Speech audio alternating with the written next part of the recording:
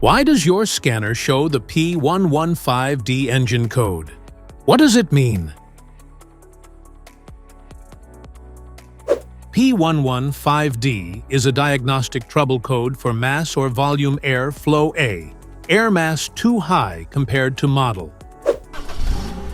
It indicates that the mass airflow respectively falls below or exceeds a calibrated minimum or maximum for a calibrated period of time.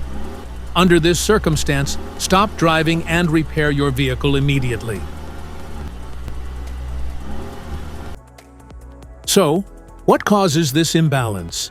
Here are the most common culprits. This error can be caused by these possible faults in your vehicle. Faulty or dirty mass airflow sensor. Incorrect or clogged air filter. Vacuum or intake leaks. EGR system issues.